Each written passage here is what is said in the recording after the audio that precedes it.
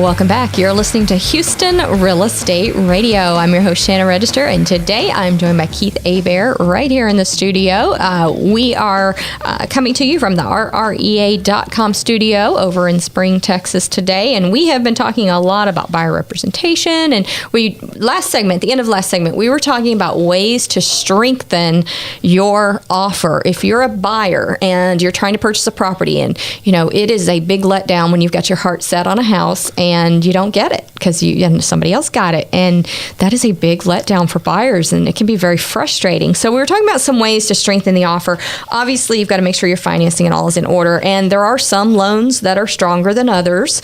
So we've got CHI Mortgage coming on next segment to talk about some different loan products. You can put down more money down. That actually does help sometimes to put more money down, and putting down more earnest money sometimes is helpful. And let's talk about the option period, because a lot of people don't know what the option period is. Keith, tell us what the option period is. Well, your option period it's 10 days, or it's negotiable. It basically gives the buyer a chance to do their due diligence on the home, and look at basically, is the home what they believe it is, do their inspections, possibly do an appraisal if there's a question, but it gives you 10 days to do all your due diligence and decide really, do you want this home or not?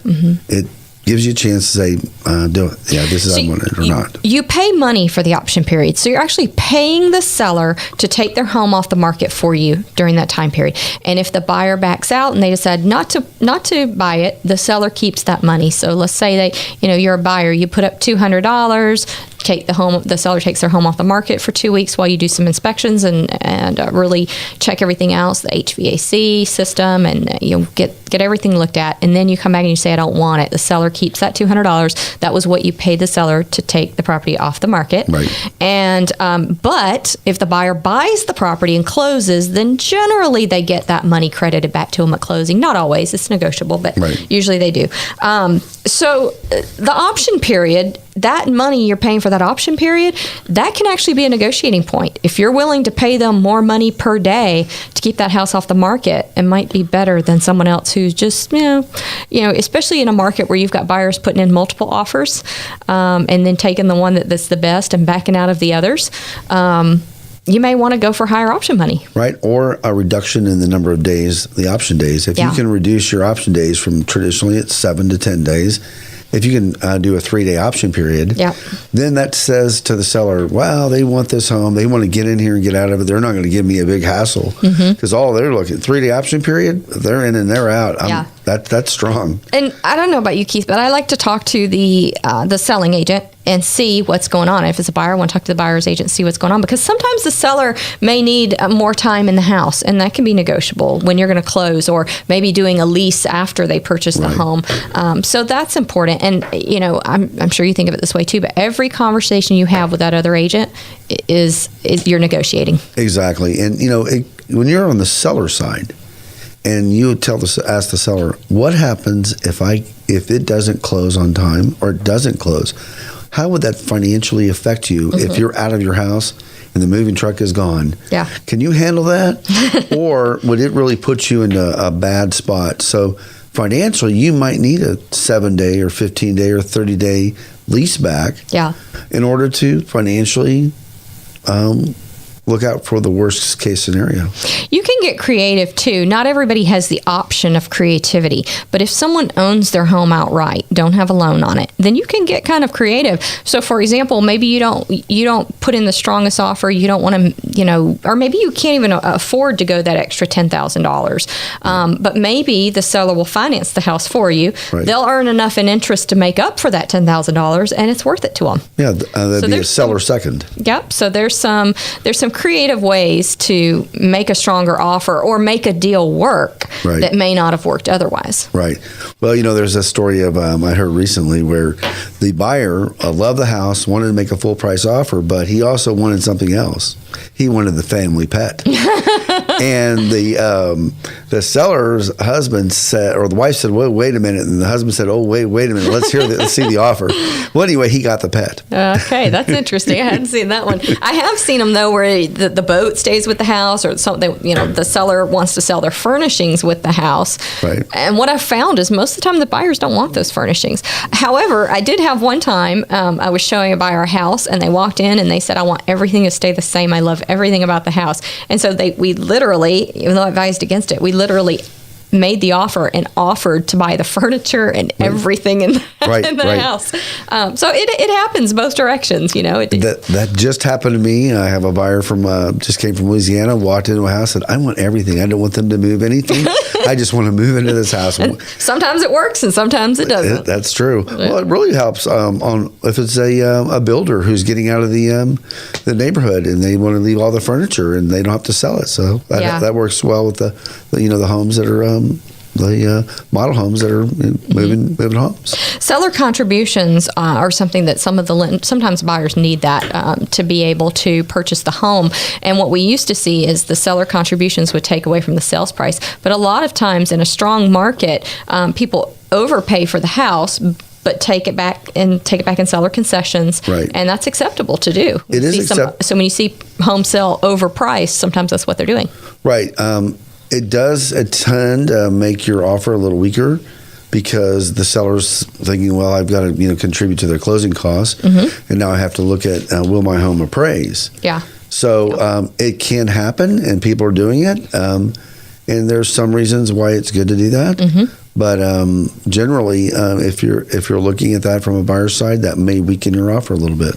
Let's talk about for sellers what they need to be thinking about this spring when they put their home on the market, because I think that there's some safety concerns, for some people when they put their home on the market. They don't think about the safety factor, the fact that your house, all the pictures of your house are now on the MLS. Anybody can see what your furnishings are.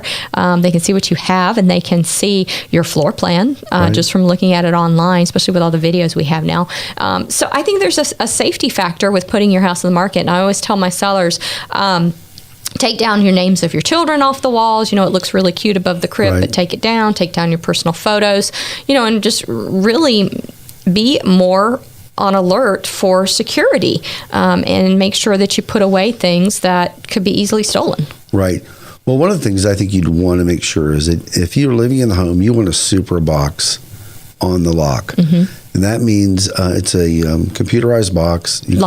Lock box that you can, that will only allow realtors in certain hours, so you can block out anybody from coming in your home. And we know who comes and goes out of your home. Yeah, we everybody can track does. It's trackable. I love it. That's a good thing. Yep. Now, you also need to make sure that you remove things that are very valuable to you, and you hide them. You also remove prescription drugs. Yeah. You want to remove any weapons. Things like that. Cash. You want to put that away because a realtor can't be everywhere in the house that the buyer's going to be. Right. Family comes in there, husband, wife, 3 kids, and everybody's everywhere. That's right. And you just can't watch everybody. Even 3 or 4 adults, you know, you have parents and grandparents, and they're all moving in different directions. You can't be with all of them. I always tell my sellers, buyers look in the doors, in the closets, not in the drawers. Right.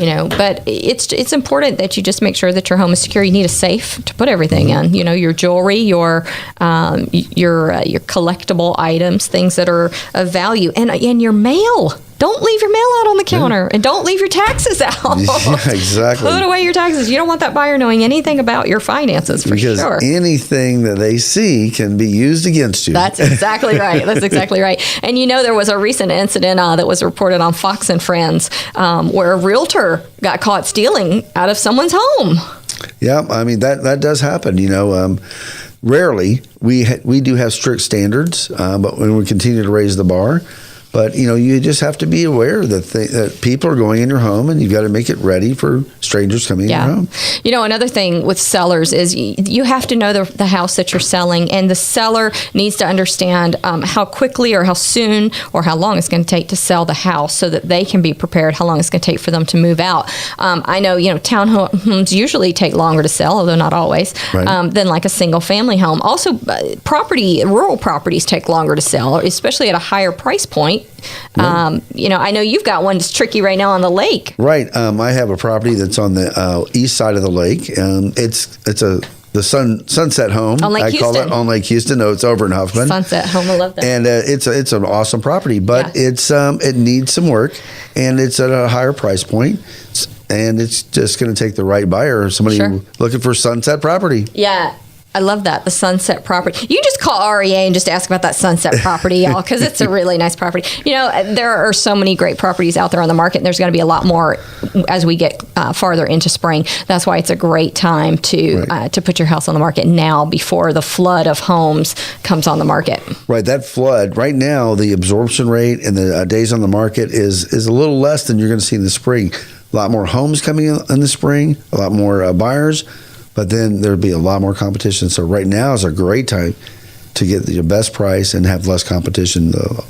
For instance, the home I just put on, Beltway 8 and Wilson Road, there's only one other home on the market similar to it, and it's just went under option pending. So now I'm the only one on the market. Oh, and that's a good thing we need to talk about. People call and they ask, "What is option? What does pending mean?" Pending means it's under contract, right? Option pending means you're in the first 10 days, or whatever was negotiated. Yeah, whatever negotiating your option period, and then you go into pending. Pending means you've gone through that period. Now, that mysterious place where title work and loan work is being done. It's kind of like a little desert for buyers and sellers is happening.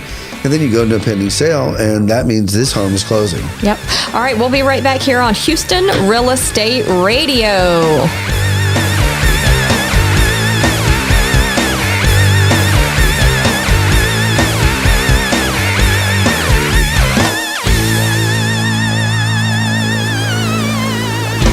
RREA Media has an exciting new product available to companies and organizations who are teaching classes and want to offer those classes online. Introducing Easy Distance Learning. Easy Distance Learning is a video-based distance learning system that allows companies and organizations to leverage their existing classroom content into a broader reach and increased revenues. Did you know that the rate of growth of distance learning is 10 times that of classroom education? And 66% of chief academic officers think distance learning is critical to their long-term strategy. Right now, 33% of higher education students are taking at least one online class. Companies and organizations not offering a distance alternative to in-class instruction risk being left behind. Video-based distance learning has three basic components: classroom capture, post-production, and content distribution. Easy Distance Learning is a comprehensive and modular system that covers all three components that can help your organization with what you are missing in offering a quality and convenient online learning experience. You choose the parts you need help with. Easy Distance Learning offers another revenue stream, a broader reach of your existing content, and a professional presentation with a great learner experience. Contact us today for a free estimate and see how Easy Distance Learning can take your company or organization to the next level.